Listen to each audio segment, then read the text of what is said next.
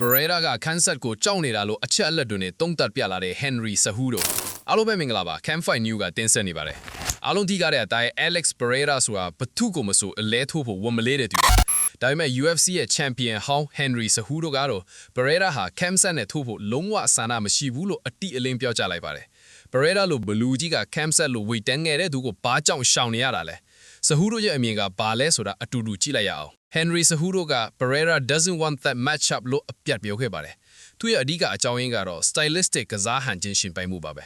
Cejudo ရဲ့ဆိုရ Cam ဆက်ရဲ့ကစားဟန်ဟာ Pereira အတွက်အစိတ်အတောက်ထိစေပါလိမ့်မယ် Pereira ဟာ striker အချင်းချင်းဆိုရင်ကမာမှာအတော်ဆုံးဖြစ်နိုင်ပေမဲ့ Cam ဆက်လို့တရားစ wrestling လုပ်လို့မဲ့သူမျိုးနဲ့တွေ့ရင်တော့ဒုက္ခရောက်သွားလိမ့်မယ်လို့ Cejudo ကတုံးတက်ထားပါလေ Cam ဆက်ဟာ185ပေါင် middleweight က fighter ဖြစ်ပေမဲ့205ပေါင် light heavyweight ကလူတွေကိုပါဒုက္ခပေးနိုင်စွမ်းရှိပါလေသူရဲ့ wrestling စွမ်းရည်ဟာ Pereira ဘဝတစ်ချောင်းလုံးရင်ဆိုင်ခဲ့ရတဲ့ best striker နဲ့မှမတူပါဘူး Cejudo ထောက်ပြတဲ့ကတော့ Pereira ဟာမြေပြင်ကစားကွက်မှာအားနည်းချက်ရှိနေသေးတာကြောင့် Cam ဆက်ကသူ့ကိုမြေပြင်ပေါ်ဆွဲချသွားနိုင်ရင်ပွဲကချက်ချင်းပြီးသွားနိုင်တယ်ဆိုတဲ့အချက်ပါပဲ Cejudo က Pereira ကို wrestling အားနည်းတယ်လို့ဆိုပေမဲ့ Pereira ဟာ UFC ကန်တဝင် Glover Teixeira ရဲ့အနီးကပ်လေ့ကျင့်ပြီးမှုကိုခံယူနေတာဖြစ်ပါတယ် Pereira ဟာအရင်ကထက်မြေပြင်မှာခုခံနိုင်စွမ်း takedown defense ပိုကောင်းလာတယ်လို့မကြသေးခင်မှာက BJJ Blue Belt ကိုပါရရှိထားတာဖြစ်ပါတယ်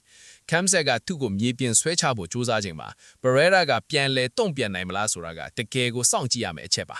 Cejudo ပြောသလို Pereira ကရှောင်နေတာမဟုတ်ပဲသူ့ရဲ့မြေပြင်စွမ်းရည်ကိုအကောင်းဆုံးဖြစ်အောင်ပြင်ဆင်နေတာလည်းဖြစ်နိုင်ပါတယ်ဒါပေမဲ့ Pereira ကိုလည်း short တွက်လို့မရပါဘူးသူဟာ200ပေါင်ရဲ့ဘရင်ဖြစ်တယ်လို့သူ့ရဲ့ touch of death လို့ခေါ်တဲ့လက်သီးချက်ကဘသူ့ကိုမဆိုတတိလစ်သွားစေနိုင်ပါတယ်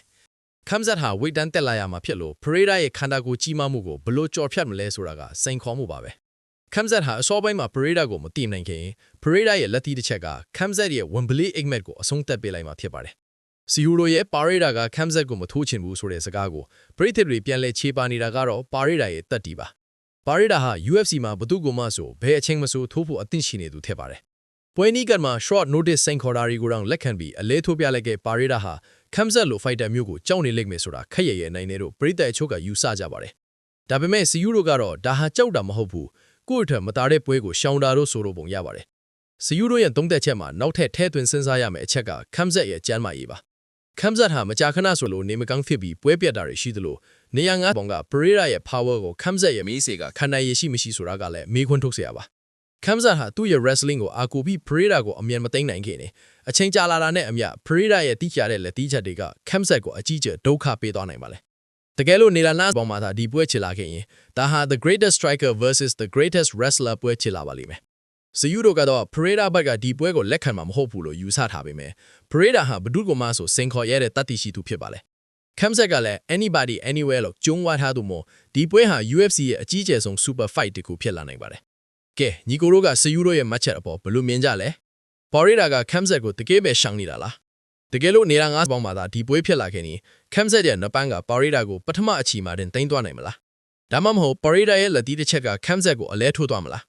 ညီကိုတို့ရဲ့ခံမှန်းချက်ကို comment မှာရေးခဲ့ကြပါအောင်အဆုံးထိကြည့်ရှုပေးခဲ့တဲ့အတွက် Campfight New ကအားလုံးကိုအထူးပဲကျေးဇူးတင်ရှိပါတယ်နောက်ဗီဒီယိုမှာပြန်တွေ့ကြမယ်